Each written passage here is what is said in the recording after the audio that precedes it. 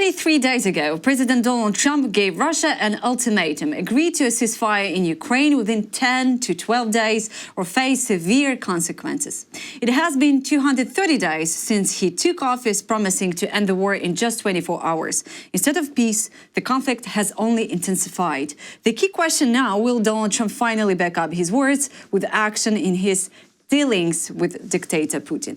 Joining me now is Professor Darin Gerdes, Chair of Leadership Programs. Many of you know him as the host of the YouTube channel Professor Gerdes Explains. He has also been a strong voice in support of Ukraine in the United States. Professor Gerdes, thank you for joining me today. Pleasure to be here. You know, since our last talk, I just wanted to tell you how many people that are actually your huge fans was writing me and suggesting me a lot of help to the Ukrainian forces, sending some donations, cars and everything. So thank you for that.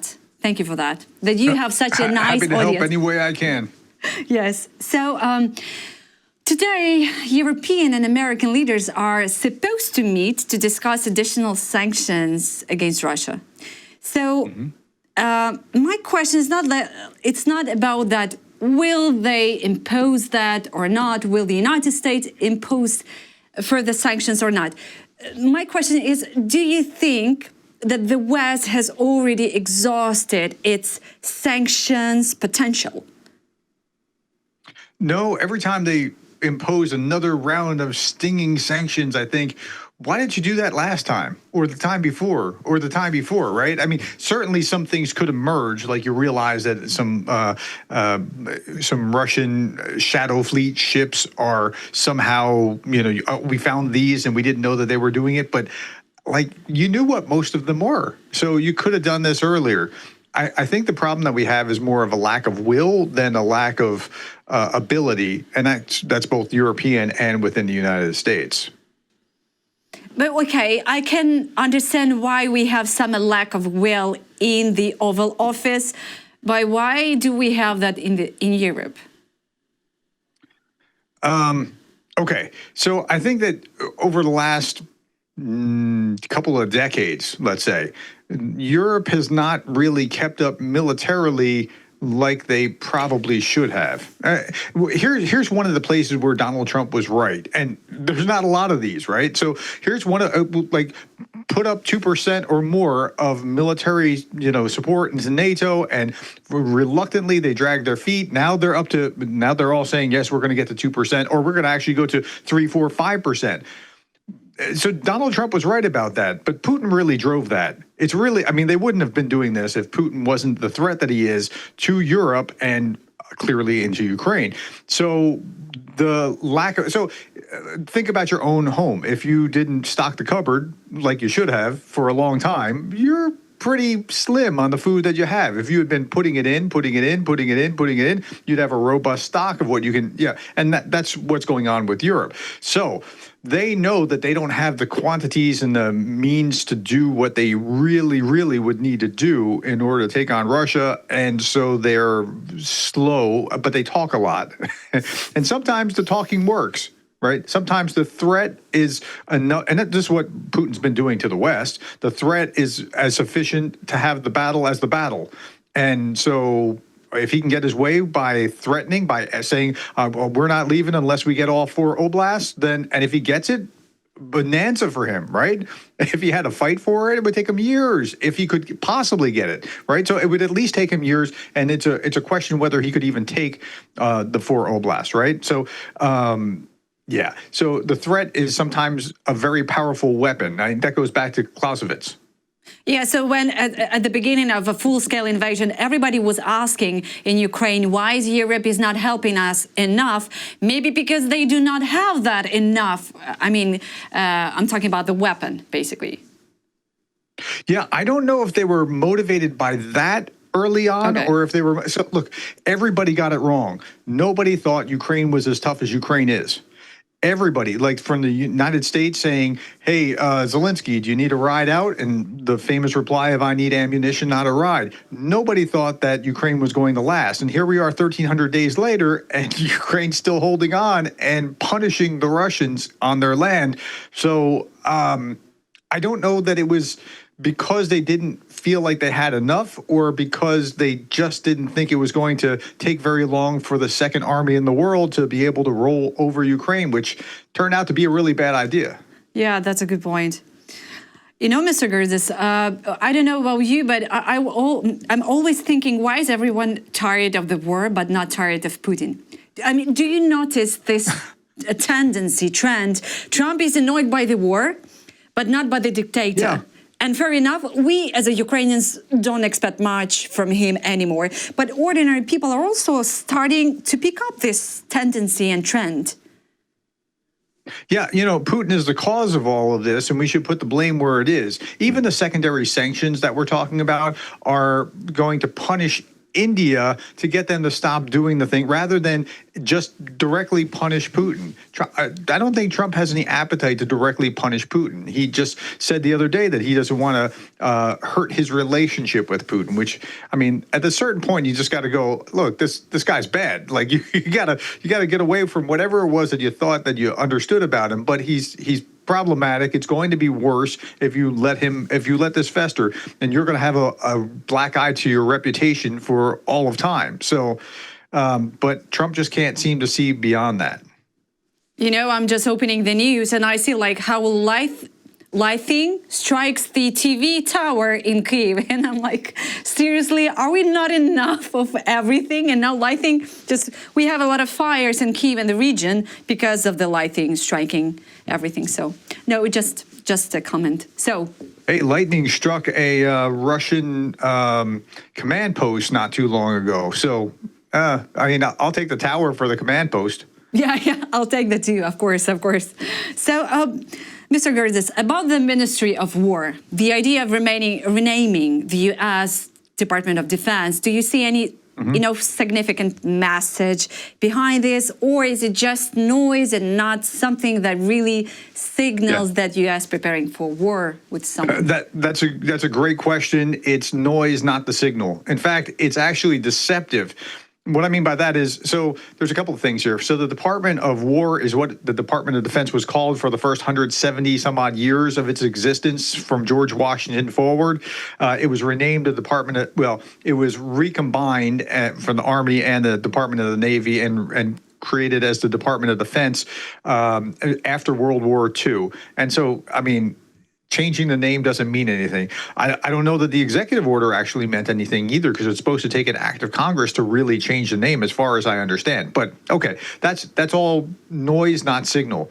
The real issue is far deeper than that, and that is that doctrinally there is a okay. So in the United States, our doctrine is that we have the ability to compete in compete's perhaps the wrong word, but in one particular theater. And so our attention ought to be on Asia, because China is identified as a potentially largest adversary. That doctrine has been in place for about 2 years, and that is really helpful in understanding why we're just very slow to help with Ukraine, because we know that we can't get bogged down there and be able to keep our eye on China at the same time.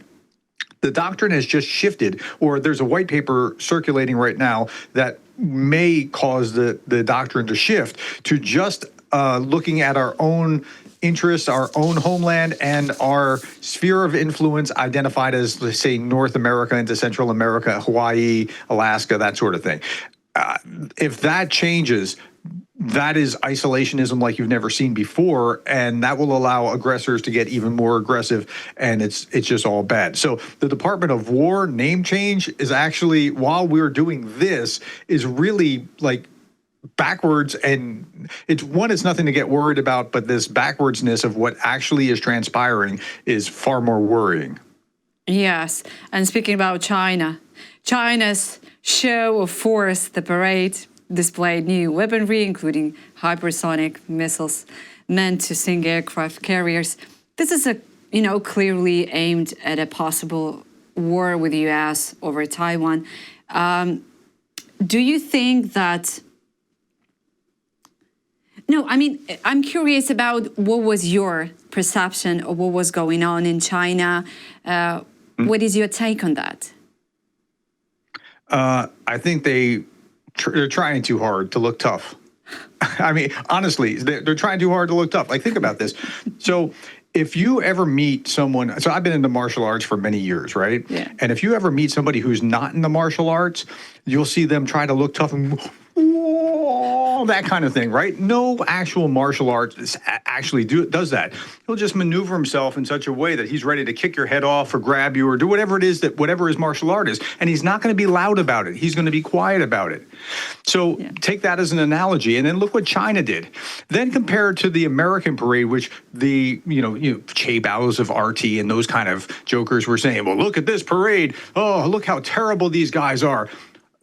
Our soldiers were throwing kids candy from the tops of the tanks. That's the kind of parade that I want. If you're really tough, you don't have to try hard to pretend you're tough. So I see it as a nothing burger. Yes, but Russia has the same. They're just showing off. Yeah. The same they had with the pilots. They were, giving all the shows at Le Bourget in France or another one air show in Great Britain. And at the end of the day, I'm not saying they have a weak pilots, but definitely not the best in the world. And they turned out to be the second army in Ukraine. Yes, absolutely. True, yeah. So, I mean, that's what I'm saying. They're trying too hard to show how tough they are. If you ever meet somebody who's really tough, they're not walking around trying to prove to you that they're tough. But, as they say, when somebody is threatening to kill you, you should trust them. Oh, and that's fair. But I wasn't impressed by what Beijing was doing. Yeah, okay, so they're great marchers. So what? That's not the same as combat effectiveness. Yes, absolutely. But how long can China... In a long-range fight, I would put traditional battle kind of something. I don't mean what Ukraine is up against. In a short-range fight, Ukraine and their drones are second to none. In a long-range fight, I put my money on the U.S. As opposed to China. So, oh yes, I mean that's just true. Yeah, true. I'm not worried about it. They don't impress me with their, because you can goose step in sync. That would be great for the Olympics. Yeah, absolutely, yes. But, how long can China maintain this balance between loud statements about peace and its actual display of military power? So Xi has ambitions, and I don't know what's going to potentially trigger him or not, but kicking off trying to take Taiwan would be a really, really bad idea. And I know this isn't answering your question, but I want to address Xi and Russia here as well. The foreign minister said that they don't want Russia to lose, but I don't think they want Russia to win. I know that sounds kind of weird, but they don't. They want to use Russia. They've made Russia their vassal. It's mercantilism. If you recall what mercantilism is from the 17th century, there's a parent state that sends up colonies like Britain to the United States, and then we would send back raw materials, and they would send us finished goods. And that was a great system for. Well, right now Beijing is the senior partner, and Russia's the weaker partner, and they want to hold Russia in that place, and they're going to get a sweetheart deal on oil and gas, but I don't think they're supporting Russia in providing technology and things along those lines, but it's not to the point that they're supporting Russia where they'll actually prevail.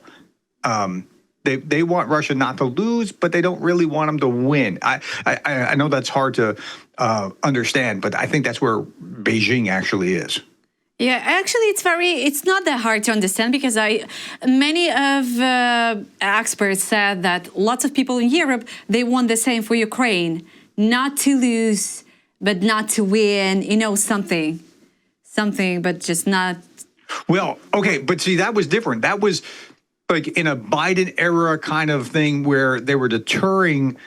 They were being deterred by Putin from they're trying not to push Putin too far because he might use nukes or something along those lines, and that's a little bit of a different story. But I just don't think the Europeans really have the will to get or those that do have the will recognize that they don't have the weapons yet, and there's going to be a curve. And you see Germany stepping up in a big way, right? Like Germany bringing some ammunition factories online, like artillery factories are starting to get running again. That's the kind of sign that you want to see. If they're doing that, they're starting to get serious. Yeah. So just my follow up on this you said earlier. So how do you see Russia? Now they're dependent on China, or really they are they're getting more increasingly dependent on not ally. Increasingly. Okay. So it used to be that China was down here, right, and Russia was way up here, and over time it just like has shifted, and the war accelerated it. Right? China is, look, by every indicator, by GDP, by population, by what kind of things that can be technologically produced, by every indicator, China is far ahead of Russia. But Russia still sees itself as the former Soviet Union and how impressive it thinks it was then. And so it's going to have a weird wake-up call one of these days. So are we witnessing then a change in world order, or rather a global disorder? There's a change. It's weird because China is okay, so part of what motivates the Trump administration here, and I'm going to give it the best possible interpretation, I could be wrong about this, but is that if they could pull Russia off from China, you don't want China and Russia, China being powered by Russia. So if you could separate the two, that would be good geopolitically, because they're coming together because Russia is becoming more dependent on China, if that makes sense. Yeah. So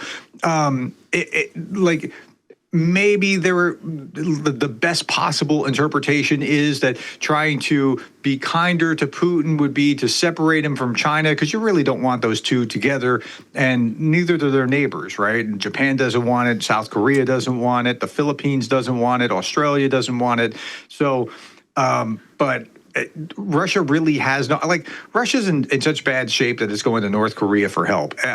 When you have to go to North Korea for help for anything, it's not a sign that you're tough. Yes.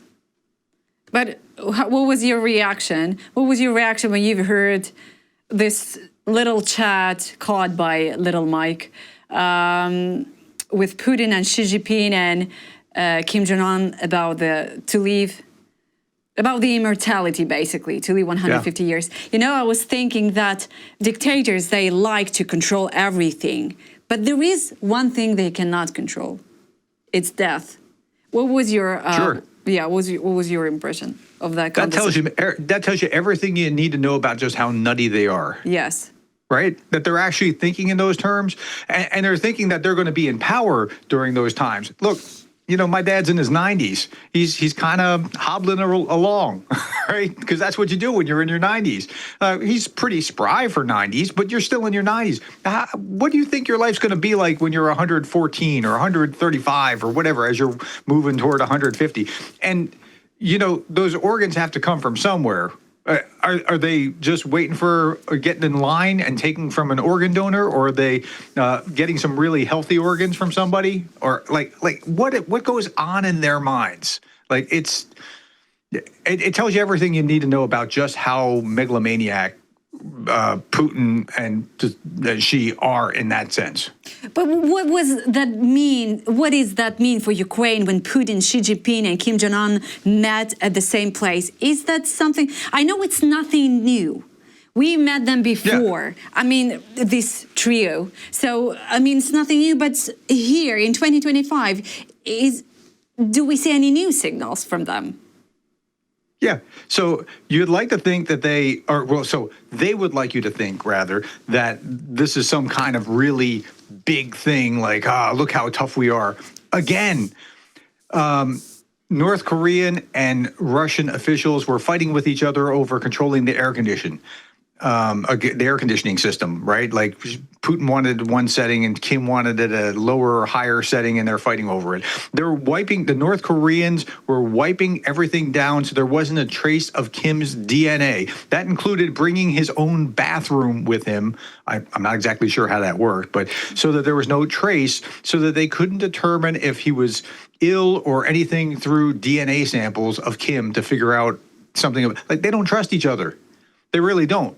So, this is how authoritarians are. They cooperate, but they really don't trust each other. Remember what started with World War II and Poland. Yes, yes. And the Trump's reaction, like a little kid, little boy offended by they all were together and he was not kind of invited on Truth Social. Yeah. I'm not sure if he wasn't invited, but he was aware that they're kind of plotting, saber rattling, that sort of thing. And in that, he has these like moments where he can kind of see things, and then he kind of goes back to his standard course of he wants to not ruin the relationship that he thinks. I'm going to clarify that he thinks that he has with Putin. I don't think Putin has the same relationship with Trump that Trump thinks that Putin has with him, if that makes sense. Yeah. It's like a romantic relationship where like he thinks she really likes him and she thinks, I don't really like him. I'll keep him stringing along, but I don't. Yeah, it's kind of like that. Yeah, absolutely true. But could India finally move into the orbit of Russia and China because of its trade war with the US, basically? Could India? Yeah. So that's really the weird thing. Right? India and China historically hate each other. I mean, go back over the last couple of decades, and they're at odds with each other. They haven't seen each other for a long time at the same place. Yeah. I mean, so that was my read is that that's an unforced error on our part by imposing tariffs on India because of the Russian oil and driving India into Chinese arms, where that wouldn't naturally have happened before without our doing that rather than dealing with Putin directly about what we need to deal with Putin with. So, it's one problem exacerbating another. Yeah, and Trump actually invited both Putin and Xi Jinping to next year's G20 summit in the US, something that he had to do by protocol, I believe, but still, here's the question. As observers, rather, and said they probably won't want to come as observers, but I'd like to have them there. Look, I'd like the world to be at peace too, but as long as we're not going to be in a condition of peace where Russia's going to do what it's doing to Ukraine, I don't want to encourage them by saying, well, you can come and play nice with the rest of the world while you're doing this to Ukraine. That's not okay. That sends a terrible, horrible message. So we don't want to do that. Actually, I don't like to speculate with the World War III, but the question that I was not asking a year ago, now I see it more vital to ask. Do you see World War III as a real possibility? And if it doesn't happen, are we instead facing in the future long, simmering conflicts all over the world? So I think Estonia is showing by what it's doing on its border in Poland and Latvia and Lithuania that they're bracing for something really big and bad from Russia because they're expecting more of this. So I think you go with what they're doing as an indication that this could happen. I see nothing about what the Russians are doing that's telling me that they're wanting to stop. I see the Europeans rearming, even going into debt in order to arm. Right, they're allowing debt, provisions within the EU as long as it's for military purposes. So all those signs seem to show me that something very likely could cook off, and I don't know if it'll be limited or if it'll continue. How we play this tells us how that's going to continue. I mean, if we continue this somewhat appeasing path, then I think it's more likely than if we just ratchet up the pressure like we should have. Yeah, Baltic countries, they do not they are not choosing a peacing path, definitely. And actually, I've heard from some experts that Russia is kind of provoking Baltic countries, Poland, in the same way they did with the Ukraine in 2022. All these soldiers next to the border, all these drills and propaganda. Finland as well. They're doing it to Finland. Yes, yes. They're doing it to Finland too. So Absolutely. I mean, there's nothing new. It's the same script. Yes. Anywhere that was potentially historic Russian lands, however they define it, are in jeopardy. And you know, if you're in the Baltic states, you don't want to go back to having been absorbed back into the Soviet Union like they did by force in the 40s. You just don't want that. So you're preparing. But okay, if Trump realizes he has been manipulated by Putin, what would he do next? I don't know how to get that through his head. Like, I think the only way that this happens is if there are enough Republicans. And so, you know, there's Democrats and Republicans. There's basically only two parties in the U.S., right? If enough of his own party are saying, Trump, your historic legacy is going to be that you let Putin run all over you and cause World War III. Unless he hears, short of him, like, really digesting that, I just can't see how to dislodge him from his would-be friendship that he holds dearly in his head about Putin. I don't see it yet. And I want to see it. I just don't. Okay, he will just not accept this as a reality. I would like to have thought that he would have seen this sooner, and I don't see that he's seeing it. At least not yet. I don't know what's going to cause him to do it, and I wish I had a better answer for you, but I just don't see it yet. Actually, I was reading some of the articles saying what tactics Putin used that Donald Trump's behave the way he behaves. And there was something like KGB tactics, like on public, Putin very complimentary about Trump, his diplomacy, let's say, and his behavior and everything and policy. So, but in reality, he's just ignoring American president. And somehow, this gaslighting working with the brain. Yeah, and he's ceding the ground by saying, see, look at all these things that are happening on the battlefield. It's inevitable, and Trump wants to back the winner.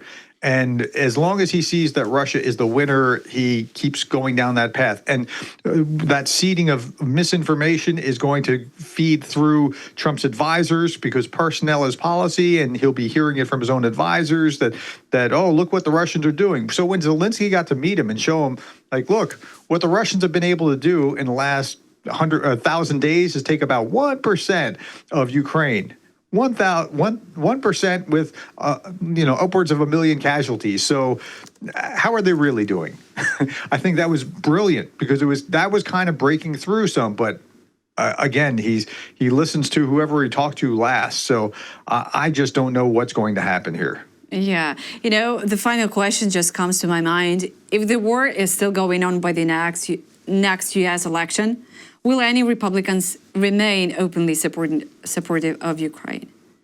Oh yeah, there's a split within the Republican Party. I'm a Republican, but I'm not that kind of Republican, right? So I'm like the old school kind of Republican, a Reagan Republican. This is what conservative Republicans were, and then in 2016 when Trump came in, he kind of shifted the party a whole different direction.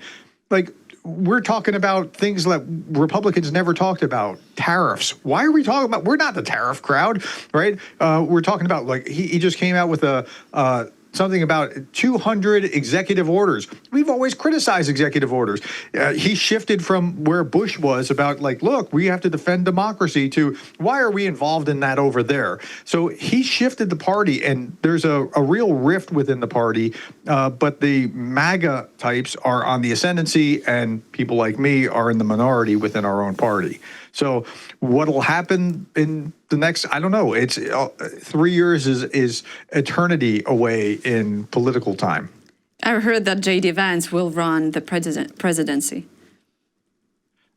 I'm sure he would love to. I don't know. Vice presidents don't always become president. Very rarely, actually, it seems.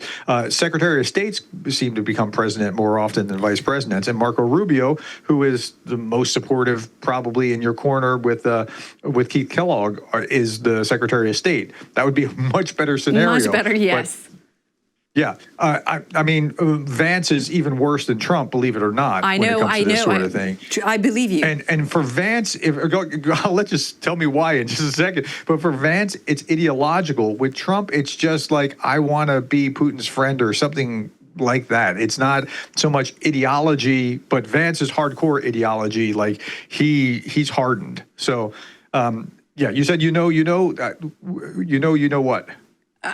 About the J.D. Vance, because I have my American friends, and they were telling me, Natalie, you will not believe that J.D. Vance, but J.D. Vance, Donald Trump comparatively to J.D. Vance will be kind of a butterfly because J.D. Vance, he's a true ideologist. Yes, that's right. Vance is worse, and Trump could turn and go the other direction because ideologically he's not beholden to it. I'm not sure what will turn him, but it could happen. Vance, I don't think, is going to move that direction because he's solidly that way. It's kind of like past presidents. You knew that George Bush pointed that way. You knew that Barack Obama pointed that way. Like that was normal. Like you expected that. With Trump, he can kind of vacillate, but he keeps pointing toward Russia just because of that relationship that he thinks that he has with Putin. And most of the world seems to be able to see it except for him. Yeah, I miss Joe Biden so much, to be honest. I criticized Biden because he was deterred by Putin, but he was trying to support Ukraine.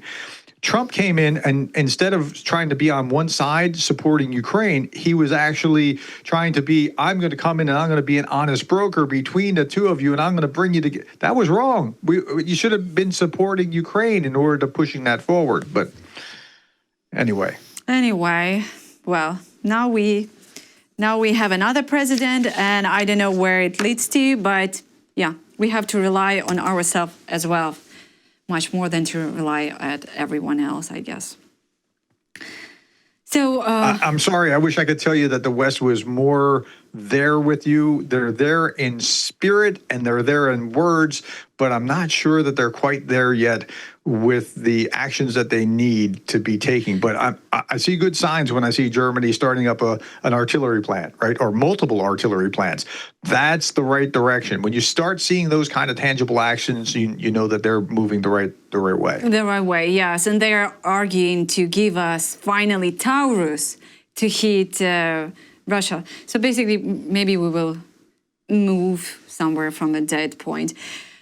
Yeah, there was a very great conversation, and I'm really glad you could join me today, and I hope it's not for the last time. And once you're going to be in Kyiv, it's always will be a pleasure for me to have you in our studio here. Well, thank you for the invitation. It was a pleasure to be here as well. Please stay safe. Thank you.